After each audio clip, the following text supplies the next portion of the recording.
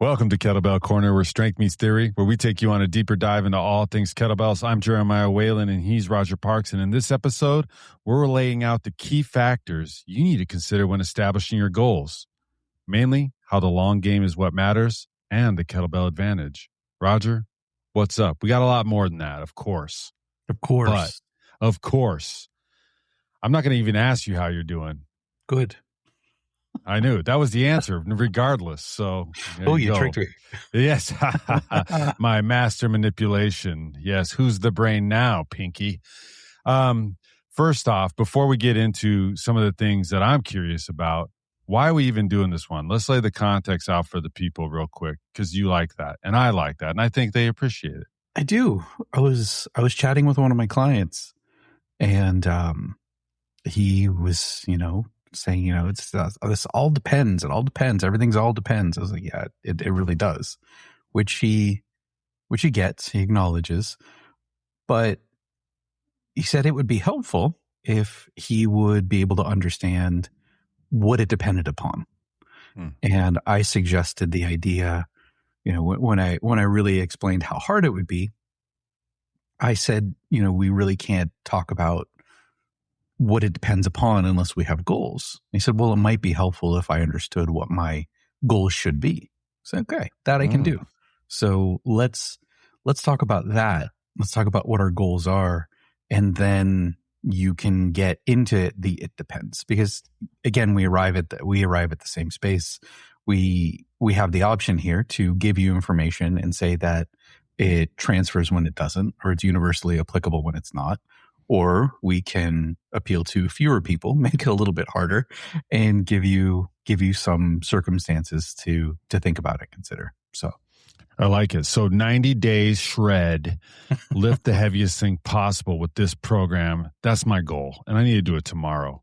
Yeah. Well, I like that. I like that. It's sort of a mystery, I think. People create goals. Maybe they don't even create their own goals. Maybe they create other people's goals. And there's a lot of factors that go into that. Or they adapt to other people's goals that they're like, oh, yeah, I should be that guy. I should be that girl, or whatever. I think that's well said. And the reality is, like, it really does have to start with you. So let's start it off, Roger. It comes down to lifestyle. So how can you factor in, or what factors should you consider for your lifestyle to begin even talking about what a goal could be for you? How busy you are. I guess if I were to keep it short, your lifestyle is everything that surrounds, when we're talking about fitness, we're talking about training. We go in and we make the assumption that a goal is something you train for, or a reason you train, and training is targeted and specific rather than just exercise. Mm-hmm. If we're going to have these things, then we need to figure out what else is going on in the background. We talked about, I don't remember, it was the last time, maybe the time before, we talked about this whole idea of the triangle. When you're looking at what it requires to make change, you need stimulus, you need the raw materials and nutrition, you need recovery. Your lifestyle is largely going to factor, or going to affect that recovery piece. If you have a lofty goal, let's say you want to get as strong as possible. I want to deadlift 600 pounds. Cool. Nice. But are you working 6 days a week? Are you sleeping? Yeah. Are you working 16-hour days? Do you have 2 newborns? What is the context in which this is happening? So you need to think about your lifestyle, and you need to think about the environment of your life. And that also, we take a step further. That also factors in, where are you now? Are you sedentary? Are you healthy? Do you have, a serious background in, let's say, powerlifting?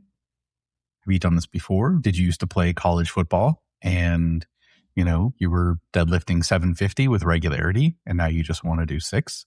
These are all things that we need to figure out. But your lifestyle is going to be the context in which this training goal functions. And if we don't think about that, then you're really sunk. If you have, I just started working with a new client who really has a busy schedule, like genuinely, and he's going to work toward more. But right now he's got about 2 days a week that he can dedicate to fitness. That's what he can do. That's where he's starting, but he doesn't have a super lofty goal right now. He's trying to establish the habit, right? So he's not coming to me and saying, hey, I need to put on 80 pounds of muscle and I need to be ready for a bodybuilding show in 4 weeks. He's very realistic about where he is and what he can do. So when he factors in his lifestyle, the most prominent thing in that lifestyle is the professional background, his job. He only has 2 days. So the goals that he picks have to be okay, or they have to work within a 2-day a week time frame. And that's really what we're talking about when we think lifestyle. So most people start by, I want what I want, and I want it now, but they don't think about, one, do they have the proper prep? Do they have the background? Are they ready to go? And do they have the time? So you need to think about lifestyle. There's one other piece that we'll get into a little bit later, I think, and that is, what are the things that you may do, activity. You've taken up pickleball, apparently. Well, I took it up years ago, Roger. I just am like feeling it right now. I'm feeling that pickleball. Gotcha. So, if that's part of, if either A, you're telling me I don't want my goals to interfere with pickleball, or B, I want my goals to make me better, then these are going to be other things that we need to think about. And this is part of lifestyle as well as your other ancillary activity. Well, and that sort of brings up kind of like an interesting thing that we have noted down here is, yeah, I do like playing pickleball. I also train to run a marathon, and I work with kettlebells nearly every single day. And I wouldn't say I'm a pickleballer. I wouldn't say I'm a runner. I might say I'm a kettlebell-er, I guess. Can you just put on anything and become that person? So. I think so. But is my goal to be better at something making me that person, or can I coexist with these things and still have a goal of, like right now? And I just sort of dawned on me today, Roger, whether this is relevant to our kettlebell life or not, but today would be the day that a certain certification I have is going to lapse because I've chosen to go a different path with kettlebell sport and expanding my knowledge on that. Mm-hmm. So now, do I have to not consider myself a hard style kettlebell person because I still do my hard style? How does identity and your goals sort of intertwine? Are they one and the same, or can they be separate things? I definitely think they can be separate things, but I do think that people confuse the two. And how do you mean? I think that someone might have a background in a particular discipline. For example, you started with hardstyle. Oh, can't do anything other than hardstyle. No, I'm a that's kettlebell guy. Are you? Because I've known you for a long time. We've done other things. So, there might be a predominant training method that you like and appreciate and want to get better at, but that doesn't, that shouldn't be your identity. And if you're identifying that much with something, then you're probably missing out on some other activities that are going to make you better, in spite of what many hardstyle kettlebell people say. And I mean many, many, many, many, many. I would even say most I've interacted with. You can get a tremendous amount of benefit from doing basic cardio exercise, in addition to and above and beyond what you would get by just using kettlebells alone. And this is to the point where maintaining that you can get everything you need from kettlebells, I think is really just flat out absurd. It's at this point, it's a stupid thing to say. We covered that. You can get a lot. It's a fantastic tool. It's arguably the best, but there are things that you're not going to get. And if you identify too closely with something, to the exclusion of something else, then you're going to miss being well-rounded. Some people like, oh, I'm a mobility guy. Like, are you? You're not very strong. Or, you move well. I'm a yoga person, a Pilates person, I'm a cardio person. Like that's silly. So, you want to think well-rounded, and how does this fit into what it is I want to do, rather than an identity. One of my favorites, this was training at Equinox for years. And for those of you who don't know, it's an upscale gym. Hoity-toity and shit. I came across dozens, maybe closer to 100. The same gentleman, different people, obviously, but the same guy. Strong legs. If I were to talk about, compare him to a shape, it'd be a candied apple. Very, very round on top, saggy, musculature, and thin, usually muscular legs. I'm a cyclist. Well, oh yes, I know these guys. Well, do you lift weights? I don't need to. Well, you should. What about squats? Oh, I ride my bike. Like that's, there was no even consideration that maybe the bike doesn't do the same thing that a squat does. But when you get wrapped up in this identity and what you do, and this is enough, you really miss the boat. And quite often, I would have, when I would have happen a few times, I'm training the wife. She wants her husband to work with me because she knows what he's become. She knows how he used to look. She knows she sees him in those spandex. You don't need that spandex for the spin class. I'm just saying. So he's been riding the bike the whole time, but she's seen him put on 80 pounds. Yeah. And, he clearly, I'm in shape. Or I've had some say, I worked out for years. Okay, well, what are you doing now? So, this whole idea of your identity, who you are, should not get wrapped up with the exercise you do. It's you're going to be missing something. And if you have a strong identity with a particular discipline, then sure, focus on that discipline. But there are still other things that you can get from other disciplines. If you're a power lifter, you can get something from yoga, and vice versa. Totally. And that's why, it's sort of like when you're a kid and you did multiple sports. How boring would it be if you could only just do one sport the whole time because your parents are like, that's the sport you do. And you were like, oh, but I really love this sport, ballet, for example. But that's, before we move on from that, I'm not going to get into it, but if people are interested, they've done some research and they've compiled some information, and there's some pretty compelling reasons to think that early specialization in sports is not a good thing. And what I mean by that specifically is, hey, I'm 8 and it appears that I'm really good at baseball. I'm only going to play baseball. A lot of the best of the best of the best were able to play multiple sports. And it seems that there is both a component where you learn different motor lessons from other sports that you incorporate into one athletic person that does this one thing well. And it probably helps with longevity too. When you go from season to season to season, and each season teaches you a different movement lesson and puts different stresses on your body, it's almost like changing your workouts over time. Yeah. And I think, we call it periodization. You can't do the same workout indefinitely and expect results. So we switch it up, and sometimes doing different sports does just that. Exactly. I'm with that.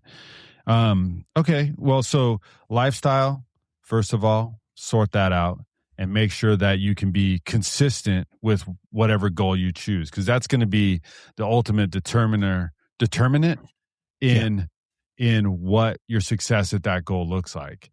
You have to put in the time. You have to have the time available. If 2 days is all you got, manage your expectations accordingly for 2 days worth of training. If 5 days is what you got, you do that. And, and don't expect to be a bodybuilder if you're training 2 days a week. Is it possible? Maybe, but probably not. And you're probably not going to be the best version of yourself if that's the case. Yeah. And I will say this, one of the best thing I did as a coach was learn how to help people understand and manage expectations to their goal and what they have available as a time commitment or what they can do to put in. It's simply not enough to show up if you're like, I want to run, let's just use the marathon, because I did that. It was a grueling training thing. It took a long time. But if I was only to show up twice a week for my long run and then once in a week, it's going to be a miserable time. And it was already a miserable time, and I showed up plenty. You know what I mean? And that is something that always has to be the factor. And I know we'll get more into that, and that's why the long game matters. But we got to start off somewhere with your goal. And let's say I've determined my goal, and I want to get stronger. Okay, where do we start? Like, what do I need to understand first to be able to start excelling towards that goal? What are some foundations? So I'm going to give an uncharacteristically straight answer. Oh, okay. And I genuinely think this is the best in all situations.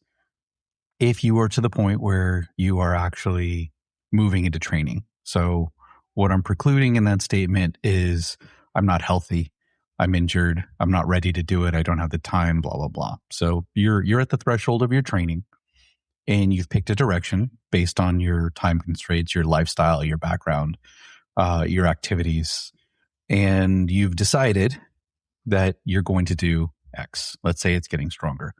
I think the best place, best place for everyone to begin is with movement competency. Okay. There's an assumption in that statement, and the assumption in that statement is you don't already possess it.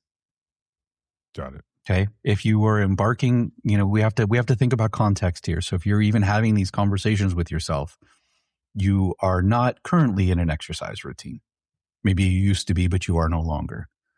These are not conversations that people have with themselves when they're already on this journey. This stuff is already set. They know what they're doing. They're not listening to this. So the people who should be listening to this are the ones who are beginning or closer to the beginning. So if you start with movement competency, you get, think of it as a funnel.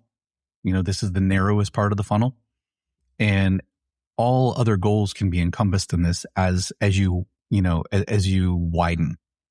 Okay. If you focus on movement competency, you are also building muscle tissue tolerance, or muscle mass, tissue tolerance. You are building strength. You are not at a point where you really need to specialize on any one thing. Okay. This is what we call low-hanging fruit. And learning how to move better will prepare you to gain muscle. It will make the tissue tolerance you do grow, right, or acquire. It will make it better because it's that tolerance is wrapped around quality movement rather than kind of a guardrail against bad movement. Think about driving along the coast, right? Quality movement, you're staying on the road, right? Yes, there are guardrails, but they're there in case something goes wrong. If you don't have that quality movement, it's like, I'm driving down the coast. Like, oh, yeah, but you are scraping the rail the whole way.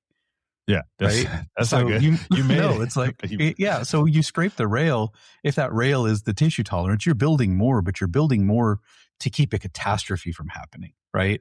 So we want that movement competency. And that really is the first place for everybody to start, because if you don't have that, then you're probably going to get yourself into trouble. And if you pursue that, you are going to basically hit something with every single one of your goals. And how long should you do that? I'm not talking about a long time. Usually it's a couple weeks to a couple months, and then you can start, getting a little more specific with your sets and your reps and your things like that. But most of the time when I get new clients who say, "Hey, I want to build muscle," it's like, okay, cool. Well, you want to do it with kettlebells. We got to learn kettlebells first, and in the process, lo and behold, they get these things. Are bigger, they're stronger, they move better, and it's just because we were focusing on learning the skill, which is why kettlebells are arguably the best methodology. Yeah, and even so, I like that for beginners. But if you are somebody who's been using kettlebells for a while, and say you want to have the goal of passing a snatch test, which is the 100 snatches in 5 minutes, and that's another prime time to evaluate, how does my snatch look and how will it look over the course of 5 minutes doing all these reps. So that gives you another focal point on, or another emphasis on why technique is so important, or the movement competency and understanding that stuff. When you look at good programs that are designed for, mass consumption, there's almost always a week or two of a lighter weight. And what people who aren't coaches may not understand is that lighter weight is an opportunity for someone to focus on technique. Let the technique sort itself out. You're going to make mistakes. Mistakes are part of learning. That's how motor learning happens. It's let me make a mistake and then correct it, or let me do it right and realize it's happening. But you need mistakes in there somewhere. And the lower weights are an assumption of that. So they're allowing the technique to happen. So all these good programs, even though it's not explicit, a good program, okay, emphasize good, is going to have a kind of feeling out period. Or it's going to be for a specific person who the assumption is that's already, if you're doing this like crazy wave loading, undulating periodization, hyper specific, I need to use 66.4% of my max. The assumption is that you've already checked those boxes. If you're talking like that, you've obviously cleared some of these hurdles. But so often I get people who start in the wrong place. I get people who are using stuff that is way too reductive, or I get people who are, they're using things that are way too advanced. We've talked about this before, where, you get a lot of coaches who post their workouts online, and I know they're not doing the workout. Like I know, I've known them personally. Yeah. I've had conversations. Yeah, I just do one set. Just kick my ass for the optics. But you're telling people to do this 10 times. Yeah, you barely got through it once. Yeah. So anyhow, maybe we got to start putting some feet to the fire on those, Roger, and tossing that into our workouts. But I'm specialized right now, so I can't. I don't have time for that. Yeah, screw it. You learn the hard way. One thing I also like to do in that regard is, and I sneak this in with the people I work with, or myself even, is in a warm-up period, I'll use the lighter bell, and the emphasis is on technique, and it gives me a chance to reiterate some coaching points and these sort of things. So when you're in the middle of your session, you're actually moving the ball forward while reinforcing these good tendencies. So now when you pick up a bell that's a little bit heavier or more close to what you're trying to get to as far as your goal, it's already sort of grooved. The pattern is grooved, and I love doing that. And I don't make a big deal out of it, but I just do it, and even after coming back from a break, that's a key point too. I had this just happened with a client. I was wrapping up a workout, and, he has just worked his way up to snatching with a 16 kilo bell. Okay. Everything's looking fantastic there. Really, really big steps. And he was going to put the bell back where it belongs. I was like, no, leave that out. I'm going to work out soon. And he was like, what are you going to do with that? It's like, that's what I start with. Mm-hmm. And he's like, well, isn't that light for you? So yeah, it's very light for me. But when I start, they're one of the most critical lessons I've ever learned with kettlebells is this idea of keeping my arm on my body. And let's say I'm using what would be more of a working bell for me, 24, 28, something like that, to do my snatches. I don't have the same control, the same arm to body contact. I don't have the same ability to bring my elbow straight down and really feel that connection that I do with a 16. But interestingly, when I start the process with the 16 kilo bell, yes, it's light, but I feel such a really solid groove. I feel great contact. And when I move up, guess what? I go to the 20 and I keep that going. And it's a little harder, but I learn how to turn the dial up the right way, just enough. And I get that right groove down. And then by the time I'm doing 24, 28, 32, guess what? They feel the same way. If I start that way, I do not have the same experience in spite of my strength and all the years I've been doing this. So, it is critical to start with movement competency in a variety of ways, even within a workout. It's something that we can't underestimate. But again, from a practical standpoint, if you start with movement competency, you're going to gain some muscle, you're going to gain some strength, you're going to gain some endurance, you're going to get some grip strength, whatever. You're going to get a little bit of, baseline That's the cardiovascular fundamental stuff you need. Yeah. It's all happening. So focus on the quality of your movement first, and then specialize once you get that down, because then you'll be ready to specialize. All right. Well, let's talk about that. Strength and specialization. So you worked your way up in these weights, or maybe you've gotten to the point now where I can go stronger. Is there a point where more weight starts to yield diminishing returns? Is strength our most important aspect when it comes to our training? Well, this is an interesting question, I think. And I've heard for a long time that strength is the most important attribute to train. And it might be. I personally don't care. I don't think it's a question we're ever going to answer. And it's fun maybe for some people to sit around and argue about it. I don't care. But I do think it's a separate question from what should I train first? Because that's really what we're going after. We're talking about what your goal should be. And we're making some creative leaps here. We're imagining things. So even if strength is the most important, I think you should train muscle first. And specifically acquiring muscle mass. Now, that doesn't mean you're doing different exercises or you're necessarily training to be a bodybuilder, although I think many bodybuilding exercises are fantastic for gaining muscle mass. Spoiler alert, that's why they use them for these things. So it's proven. Yeah, I'm not a big fan. I'm not a big fan of the purist who says, I can't do these things. I do think that there is has been for a long time an epidemic of people in the gym thinking bodybuilding is the only way, and you're not even doing that right. That's a huge problem. Flex magazine. Yeah, but we've had in some communities we've gone too far the other way. The pendulum has swung too far, where it's like, I'll get like nasty side eye for doing bicep curls and triceps and stuff. It's like, what are you doing, bro? Like, I'm working my biceps. Yeah. Well, what would you do something stupid like that? It's not functional. Okay. We'll get to that later. We'll get to that. Yeah. But anyhow, if you're working along a logical progression and you go from movement quality, I think the next stop should be muscle mass, because in the process, you don't need to get huge, but you are growing some muscle, which is metabolically really important as we age. But more importantly, we're still building strength. A lot of the percentages we use for muscle mass can still carry over to strength. And that idea we've talked about before, minimum effective dose, why not start growing some muscle, doing higher reps, and then we can move to the strength. There are a lot of ways to do that.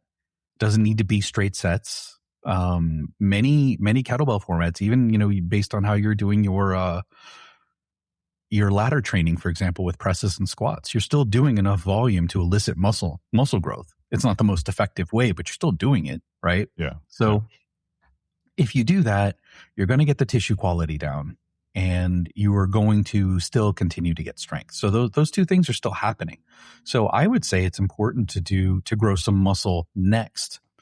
And from the smart people who I have listened to, who are doing things either like powerlifting or strongman, I don't know any of them who don't have a what they will call a power building phase or just a flat out bodybuilding phase.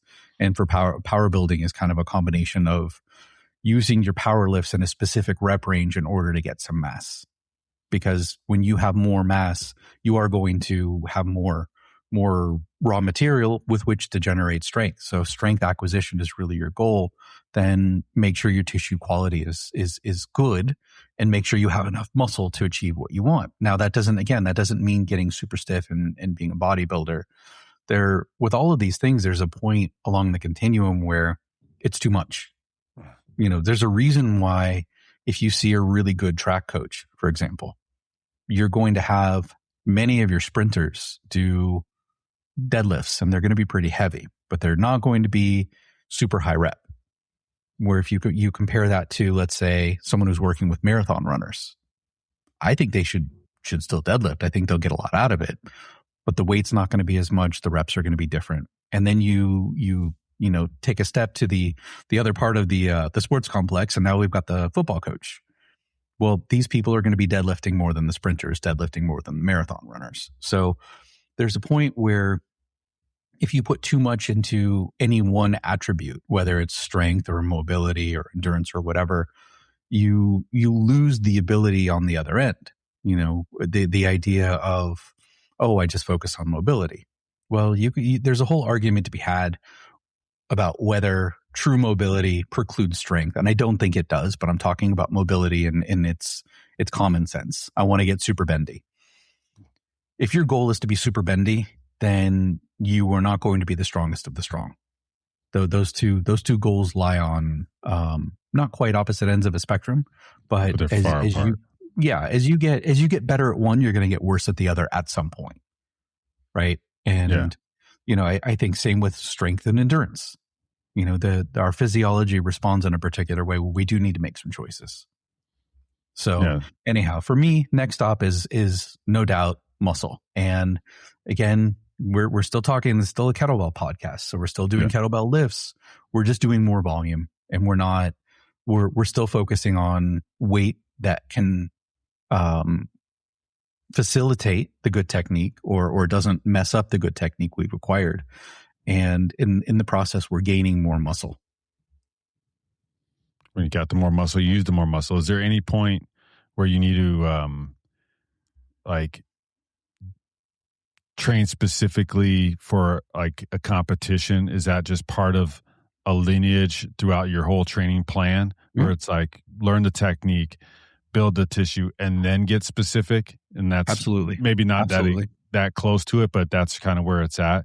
Don't worry about being super specific right in the beginning. You're building the foundation, that general physical preparation. Your specifics in the beginning should be, look, if your goal is to be a really good deadlifter and you're spending all your time on kettlebell technique, that's dumb. Yeah. Right? Don't grab a barbell, listen to a different podcast. Okay. Mm-hmm. You're in the wrong place. Sorry. We'd love to have you, but go home. Yeah, come back. We'll be here. So that's where we want to get specific. But we don't need to get hyper specific. And that, again, that's what a lot of people think they need. Well, I need a program. You don't need a program, dude. Take these exercises and practice them. Don't hurt yourself. Focus. Don't worry about the numbers. There's not too many of them. Yeah. It's just lift. Yep. And then when it's time, yes, now we can start, you've got quality movement. You've got more muscle mass. You've got quality tissue. Guess what? We can lift heavy things now. And not only is it safer, but you're at the point where you've exhausted the capacity for adaptation in these other two buckets. When you first start lifting, I tell my clients, like, when you start working out, like, you can do anything and you can get results, right? Yeah. For the first couple weeks, it just happens. And then, you're going along this continuum and your movement quality is improving. Now we're starting to increase the volume, right? You're going to get stronger at the same time because we're exposing, you're creating more of a functional engine, meaning you're creating more muscle mass to lift things with. At the same time, you are increasing the weight a little bit. So you're going to get stronger in the process. Now we can go and we can lift heavy or heavier. Heavier. Yeah. Mm-hmm. And then continue to go heavier. And that depends on the specificity of your goal. What about, you mentioned it earlier, and I think it's a good time to talk about it, functional fitness versus simplicity, and how can you prioritize, or how should you prioritize each of those? And is functional fitness really even a thing, even though my watch says it is? It depends on, it depends for sure. Okay. It depends on. Well, you did give us a straight answer earlier, so. On who you're talking about. Now there are some circus tricks and some nonsense out there. There's I was actually watching recently, the other day I had one of those DEXA scans. Oh, okay, nice. And I was waiting in line. There's like this creepy van that pulls up. Oh outside of a gym. A back of a van style. Yeah. It was pretty cool. Actually, it was really short. It was like 6 minutes. It was I've it was a done good one. experience. They're good. But in the meantime, I'm watching one of the trainers there, and he's having his client do with a cable. He's having him do a chopping exercise. Okay. But his front leg is on a Bosu ball. His stance is very wide, and he's fighting to stand up. So functional exercise will tell you like, oh, well, you're training those deep core muscles and we're working your balance. And for someone who knows muscles. Yeah. And from someone who knows better, like you're doing none of those things. Yeah. In no functional or useful activity is your weight going to be on the back leg for any particular length of time, because that's not how we walk. That's not how we move. We need to move forward. Even if you're getting better at pushing back, you still need your weight forward on the front leg. Your foot is on a surface that your brain doesn't quite understand, because all these functional activities, unless you're, training to be like a fighter in the Bosu league or something, and the ring is all made of squishy balls, then you're going to be on the ground when you're doing these things. So your nervous system's not going to understand it. The footprint, the stance was so incredibly wide that the biggest consideration this person had was he looked as though he was trying not to poop. But he genuinely looked like he was going to fall. So in the meantime, here's this exercise that this trainer was probably trying to create functional power with. I did the little quoting thing. Yes, the air quotes for any of that. Functional and power. And he's trying to move, he's telling his client to move this cable quickly, but he can't because he's not balanced. And that brings me to a point that is, it just is. This is not contestable. There's no wiggle room here. That there's an inverse relationship, and inverse means as one goes up, the other one goes down, and they've got this relationship to one another. There's an inverse relationship between complexity and intensity. As intensity goes up, complexity goes down. As complexity goes up, intensity goes down. And you can go too far one way or the other.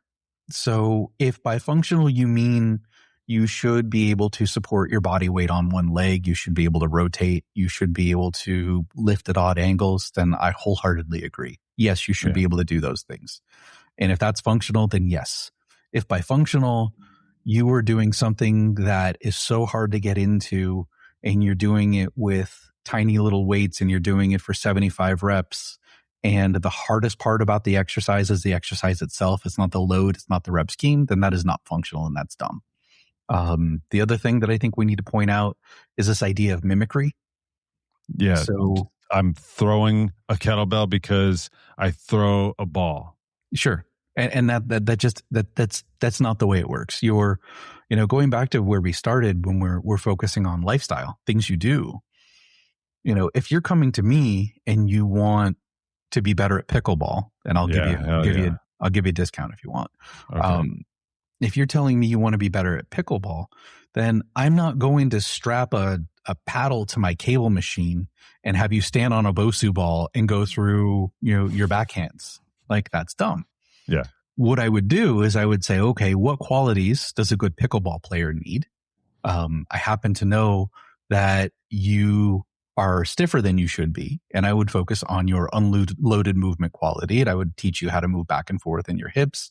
I teach you how to get to the ball first before we even worry about your strokes, because you're too tight and you don't know how to relax. So I would focus on... That's why I do pickleball, to relax, Roger. Okay. So, but if you're trying to get better, then I would isolate that one thing. So for you, functional would be learning lateral movement. Yeah. And that is the thing. That is the principle we're training. We're not looking to emulate exactly the way pickleball works. We're looking to how do I teach your brain to move side to side? There's some basic things I could check. Does your mobility preclude your ability to get your pelvis over your foot? If your tissue quality is so bad that you can't actually get your center of mass over your base of support when you're on one leg, then I need to fix that first. So then rather than then lateral power, right? What I would fix is your mobility. Then your mobility exercise, that becomes the functional thing. Because if by functional it means facilitating, something else, I'm all on board. But there are all kinds of abominations I see. I see people who are doing, and you can do this stuff in certain contexts. It's not always bad, but one I'll see is a deadlift into a row. And full disclosure, I will warm up with that. I will go very light for a very particular reason, just because I'm getting blood flow and things. So I'll put, for me, light is 135 for both exercises. That's extremely light. On a barbell.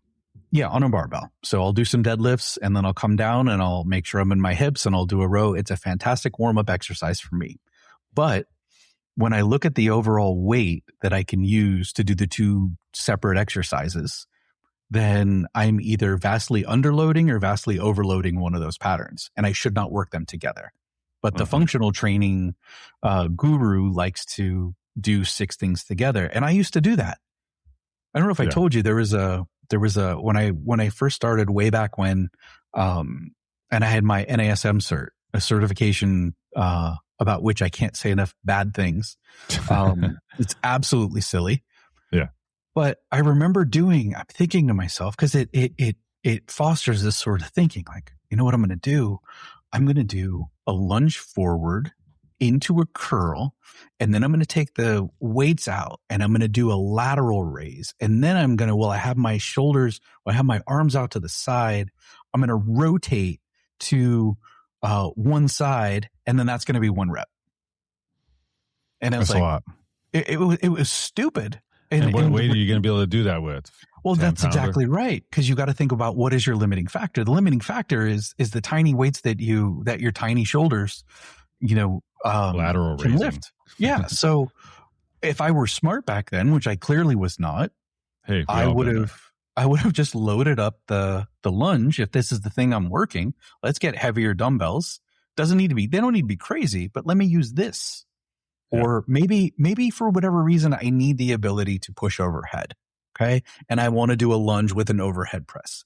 Okay. Now we're getting to a place where it's like, all right, I can see some applications with that. That's not a bad full body pattern.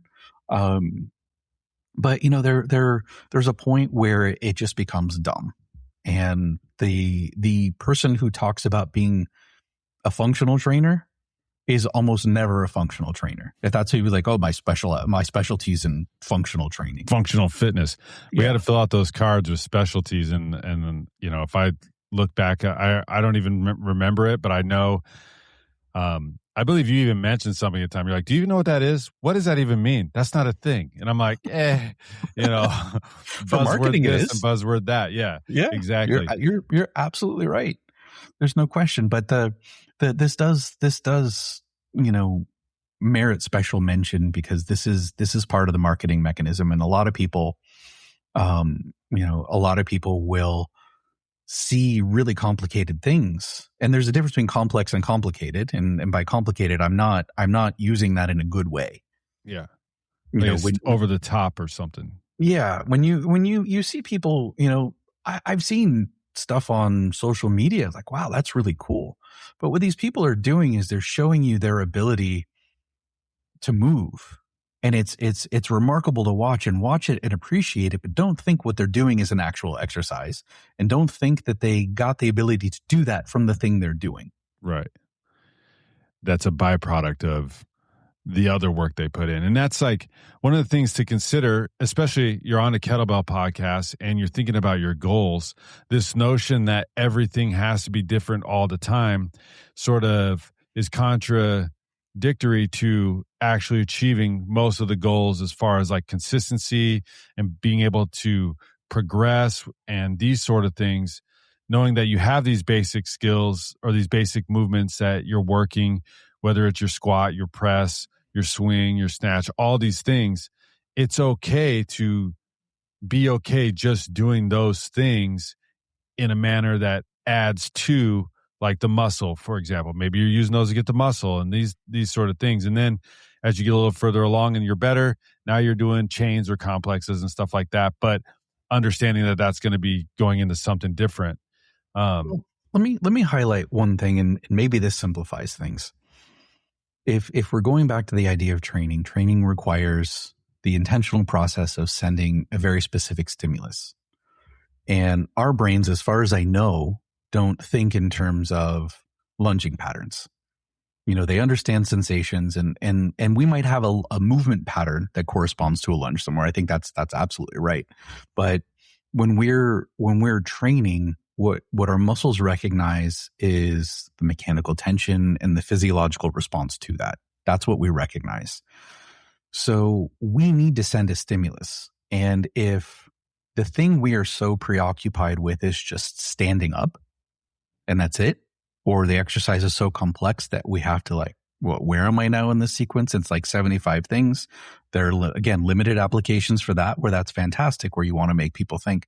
But for the bulk of your training, if it's so complicated and convoluted and difficult that the hardest part is the execution of the exercise itself, then you're going to fail to reach the lower level of stimulus required to make one of these goals happen. Because these goals, we don't have that many. We can make muscles bigger, we can make them stronger, we can make them more neurologically efficient, and we can gain both muscular and cardiovascular endurance. The rest of it is going to be very skill specific. And with your training, spend some time in the gym getting stronger and making the stimulus specific. And then we can go out and we can apply that. So going back to our imaginary case study of you being my new pickleball client, yes, I'm going to get you better at lateral movement, and then you're going to go practice. And what I'm expecting here is, oh my God, I got to the ball so much better. I felt so much better, and honestly, better than in the gym. You're probably going to get a lot more out of a coach that says, hey, you're not over that leg when you're making your shot. You're too far away. Get more of your body weight over your leg. Can you do that? No, I can't do that. That's where you go back to the training, right? And that's where I get stronger on one leg, or moving into that leg, or improve the mobility. That's where you're focused on the gym. You take that new ability you've acquired, and then you bring it to the pickleball court. Is it a court? Is that where you are? It's not a field. Okay. Yeah, it's a court. Anyway, so then you bring that to the pickleball court, and then you get better because now when your coach says, hey, get over the leg, you have that ability. Yeah. Right. So there are different things. And often with this idea of functional, or we want to take the two and blend them in a way that's not really cohesive, or it's not productive for either one. Yeah. And most of the time, if you're moving better, and you have more muscle access and you're stronger, you're probably going to be a bit better at whatever the other sport that you wanted to train specifically for is. And it's true. It happens. I train people with kettlebells that also play other sports, and they're like, oh my God, I don't get tired. My legs never give out. I'm not like sitting here hoping I can make it through this set. My fitness is up. And all we did was just the kettlebell basics: swing, snatch, press, squat. We do a few other things, but those are just things to help, solidify other stuff like crawling patterns or stuff like that, but that all carries over. Sure. And, crawling, rolling, these are all kind of within the rubric of functional exercise, and they're fantastic. So it's not a one size fits all, but just remember, if the hardest thing to do is the exercise itself, it's probably not a good exercise for you. All right. And you can start out your goal, and I'll just say this: it can change over time. You can say, you know what, I want to do something different. I've gone down this road this far. I've noticed I've gotten more muscle, and I've noticed I've got better endurance or something like that. But I actually I do want to be a strong man. So now, instead of just trying to move better, I'm going to focus on being way strong, and I can do that. Do you mind if I put a kind of a finer point, more emphasis on that? Yeah, do it. You do mind? I don't mind. Okay. So, what you're saying is absolutely true. It's so true. In fact, it's, but the word that I would change is Not that you can change your mind or you can change your goal. You have to change your goal. You have to change. If you cannot constantly adapt to the same stimulus over and over and over again, perpetually. You cannot do it. Something will happen. You'll stall. You'll get injured. You'll get bored. You have to change your goal. That doesn't mean that all of these goals can't move toward, let's say, the pursuit of world-class pickleball fame. Oh, but how about rec league superiority? I'm good. I'm good with that too. Okay. So, it doesn't mean that can't be your long-term, activity goal or your sport goal or whatever, but you can't continuously pursue just strength or just muscle growth. All of these, everybody takes an off season, and sometimes people will, completely forget. I mean, I would say for me, the purest single fitness goal is bodybuilding. It's the one that is most directed. And I say that because, let's say, things like powerlifting and strongman, you still need some bodybuilding. You need some muscle mass in there. You need to move well. You need other things. With bodybuilding, you just got to be big, right? And you don't necessarily need to be strong or to lift weights. You don't necessarily need to move well. Some people do, some people don't. But it's very pure in that it's got a very specific goal. But bodybuilders have seasons, right? They start off, they get really big, then they tend to cut, and they get better at posing and all these other things. They have their show, they're awesome, they win, and then they take some time off.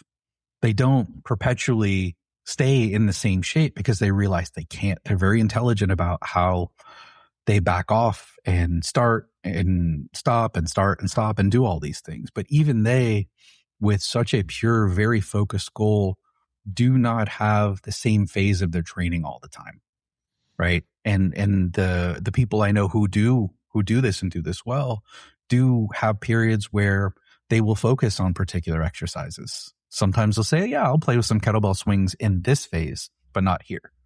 Yeah, and it doesn't work in this phase. It's beyond me. I'm not an expert on that. But the point that I'm trying to make is that even what I think is such a pure, very, very focused goal still has cycles and periods where you're not doing the same thing all the time. So whatever you think your goal is, you can keep it in mind, but you should switch things up, which is why understanding where you are with your volume and your loading is so important. Because if you're so muddled with your volume and loading that there really is no basic pattern, and if I look at it, I can't decide, are you trying to get bigger? Are you trying to get stronger? Are you trying to get more endurance? Like, what's happening here? Mm-hmm. If we go to, P90X muscle confusion where, there's never the same thing twice, then there's really no discernible way to shift stimulus from one thing to the other. So, or to even really know it's working. Sure. But you have to change your goals over time. Well, that's one thing I noticed with the kettlebell sport is it's in just getting started in it, not just doing the sport, the actual kettlebell lifting, but looking at the way they program this out. It's not it's not like, oh, the goal is to get better at the jerk. Well, the goal in the end is to do the most jerks you can in 10 minutes.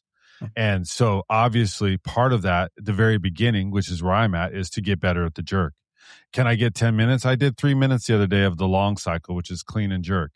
And that was brutal. It was like, for me, that's a long time doing that, having had years and years and years doing my jerks. Yes, maybe with double 32s, but doing sets of 5 to 10 at most. As opposed to now with double 16s, clean and jerking it for 3 minutes straight and then getting, whatever that is, 27 of them or something like that. I can't remember, but it's, whatever that is. And it very specifically moves through different cycles and different training stimulus is required. Different training inputs are necessary. And that's the cool thing about training, which differentiates that from, the just working out part. Or exercising, which is, is a good thing too. So you have to change your goal if you're changing what you want to do. That's period, right? So if you want change, if you want change, all one right, of the, change one of is the good. most I when I would meet somebody in the gym and I would ask a simple question: what do you do? And the way you answer that question lets me know whether you're on the right track. And most of the time, people who are not getting results, well, I come in here and then I do this and then I do that and then I do this, and it's a routine that they've had for a long time. Well, how long you been doing that? I don't know, last couple of years. When people know what they're doing, they say, "Oh, well, right now I'm doing a strength cycle Yeah. and I'm doing this and this." So immediately my advice changes. Like, okay, you know what you're doing. And for the first person, it's like, well, you just need to do something different. Yeah, you got to learn what you're doing. So why kettlebells fit well with this sort of approach to your goals and creating the goal you want is, number one, they're very good at building the movement competency because you are doing a lot of basic movement patterns, and they'll build the strength simultaneously. They're very progressible. These are all good things. One thing you put here is that they encourage rotation and asymmetry naturally, especially if you're like maybe in one arm swings or something like that. Sure, that goes back to the functional argument. When a lot of people are talking about, oh well, I want something that's more functional. Like, well, rotation and unilateral loading is pretty functional, and you can get into a split stance or an offset stance or a traveling stance with kettlebells. They're pretty versatile. So they do fit what is, in my opinion, a reasonable, useful definition of functional.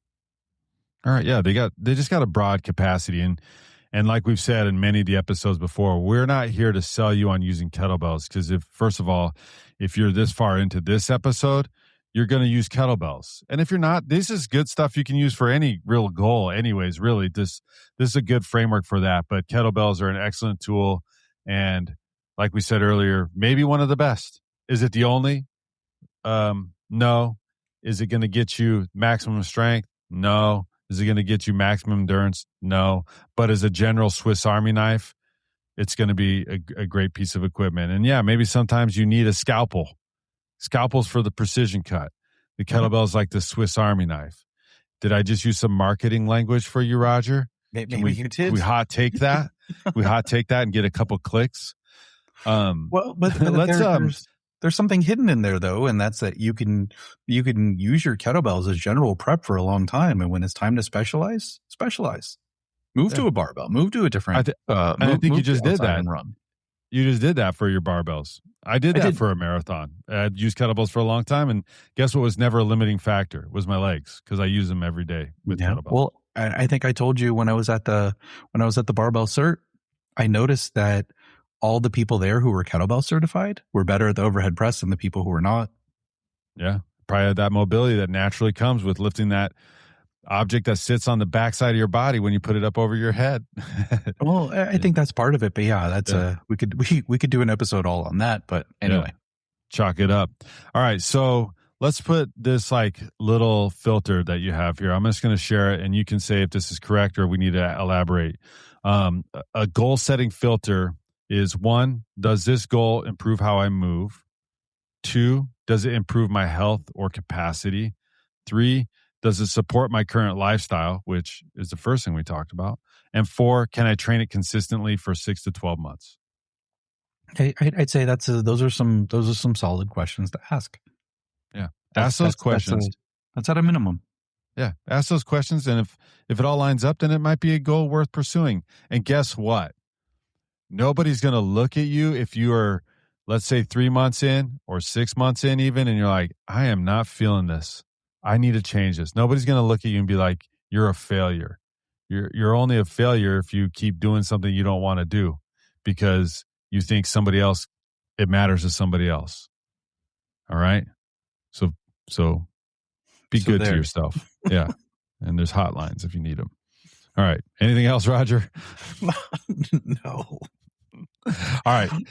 Be sure. My son tells me that this is helpful. If he said, you should mention to like and subscribe to your videos and more people will subscribe. So I hope that's true. So subscribe if you haven't already. And most of you probably haven't. So do that. Like, subscribe, all that crazy stuff. And number one thing for all your goals to be achieved, Roger, is to download the Bells app from the Apple App Store. And whether you're inputting those in there or you're following our programs for snatch tests or beginners or the workouts that we put together in packs that kind of cohesively go together for you to be generally fit, that's the place to do it all. And that's it. I'm not going to say any more. That's enough sales nonsense. Roger, anything else? No. I think we've given some people some things to think about. All right. Stay strong, everybody.